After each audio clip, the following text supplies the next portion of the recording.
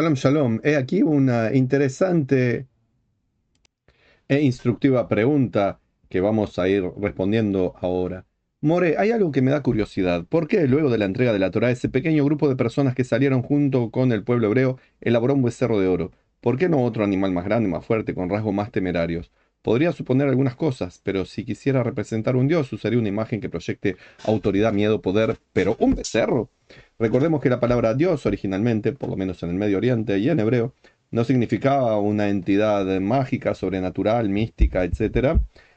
Significaba alguien o algo poderoso. El fuego era Dios, poderoso el sol, poderoso la tormenta, poderosa el rey, poderoso el juez, poderoso, etcétera. Así que no había que buscar más allá de lo que significa la palabra Dios, por lo menos en la antigüedad, para entender que siempre significa alguien con autoridad. Por ahí influye en que uno tenga miedo o al revés, tenga seguridad, porque uno se viene a conciliar, a reconciliar, a apaciguar a esa autoridad. Así que por una parte produce miedo o respeto o reverencia, por el otro confianza, cariño, estar a gusto. Así que tenemos que tener en cuenta que lo que nosotros suponemos que son dios o dioses en el mundo de los idólatras, quizás para aquellos idólatras de la antigüedad, como era el pequeño grupo de mixturas que salieron junto a los hebreos que elaboraron el becerro de oro, ¿qué tenían ellos en la cabeza para hacerlo? Por eso comencemos pensando lo siguiente. ¿Cuál era el simbolismo del becerro para ellos, no para nosotros? Es en principio un simbolismo de inocencia y fertilidad. Un becerro es el toro joven, inocente, fértil, pleno, con todo el futuro por delante. Representa una nueva vida, la promesa de prosperidad. Son elementos cruciales para un pueblo que acaba de salir de la esclavitud y busca establecerse en una nueva tierra. Incluso también para aquellos de la mixtura, el Erev Rav, que no eran hebreos, no tenían la promesa de la nueva tierra, pero ellos también tenían la intención de comenzar una nueva vida fuera de esa esclavitud que conocían, y es un símbolo de eso. Comencemos como un becerro, con vitalidad, con energía. Esto puede haber resonado mucho en aquellos que sacaban de sus conocimientos eso que tenían de la estrecha vida que llevaban en Egipto, que podía servirles como un sentido de seguridad y continuidad. Por lo tanto, el toro, en su versión junior, el becerro, era apropiado para ellos. Por otra parte, en el antiguo Egipto, tanto los becerros como los toros eran asociados con deidades relacionadas con la fertilidad y la abundancia. De hecho, en algunos escudos del mundo, por ejemplo el de Uruguay, sigue apareciendo un toro como símbolo de la abundancia. Por lo cual, no era extraño que también en aquellos antiguos tuvieran la imagen del toro y su junior, el becerro, como símbolo de fertilidad, de abundancia, para lo cual los egipcios tenían uno de los dioses principales que se llamaba Apis, A-P-I-S. Así que era un ídolo que ya conocían los que habían salido de Egipto. No era novedoso para ellos, no estaban inventando nada, era parte de la cultura con la que se habían criado. Al crear un becerro, y en este caso de oro, los que acompañaban a los israelitas podrían haber intentado apaciguar una entidad divina que asegurara su bienestar físico y material. Ellos temían por eso, por su seguridad física y material. No estaban pensando en salvación espiritual, ni en un más allá, ni en cómo superar circunstancias éticas o etcétera. Ellos querían un aseguramiento aquí y ahora a nuestro bienestar físico y material. Su héroe, Moshe, el príncipe que los había sacado, había desaparecido. Y eso es lo que vamos a ver ahora. Con la ausencia de Moshe, tenían incertidumbre y miedo. Entonces, ¿qué fue lo que pensaron?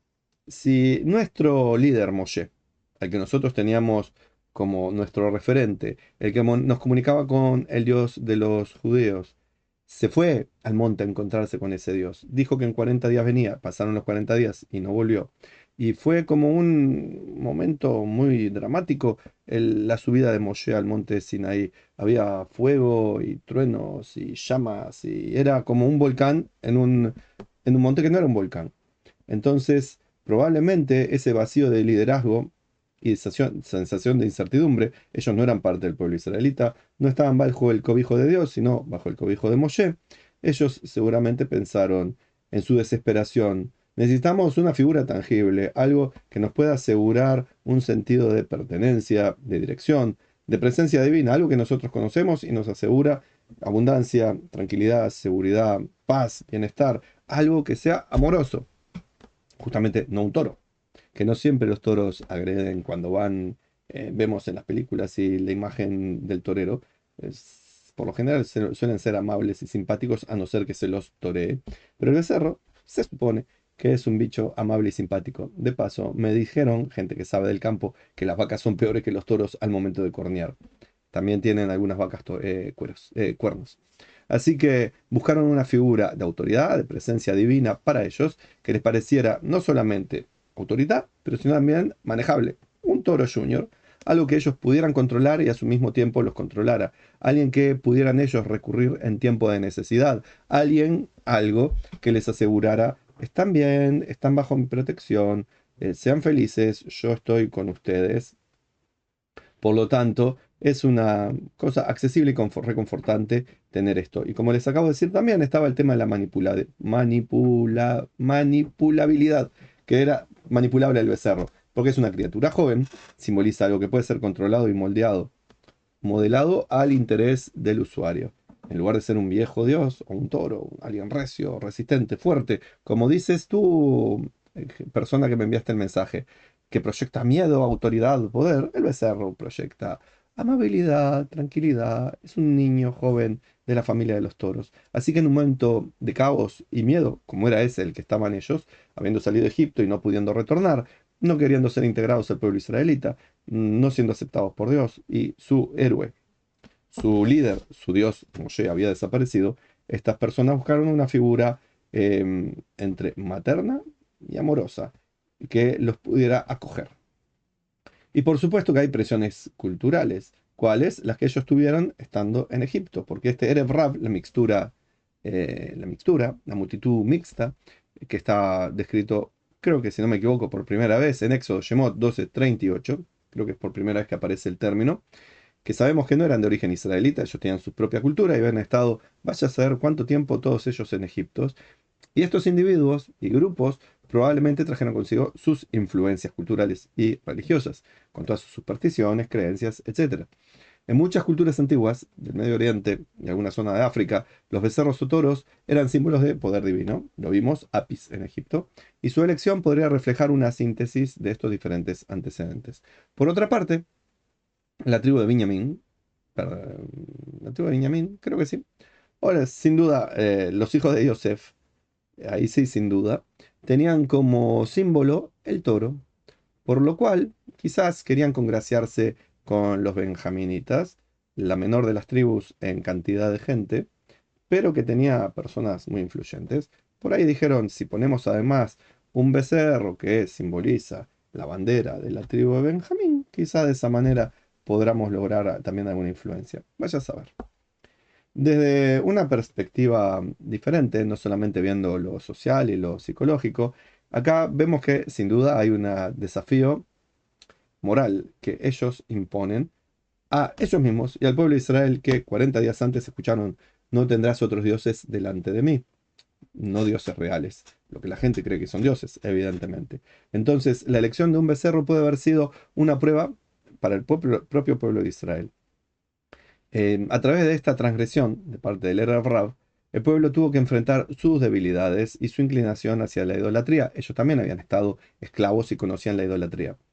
La posterior destrucción del becerro y el castigo correspondiente sirvieron como un poderoso recordatorio de la importancia de la lealtad a Dios y de rechazar las tentaciones de la idolatría. Pero mientras tanto, cuando el becerro fue hecho, era un objeto como agradable para los israelitas. Recordemos que para los egipcios todos aquellos que criaban ganado, ovejas, eran mal vistos. ¿Por qué? Porque también la oveja, el cordero, la cabra, también eran dioses para los egipcios.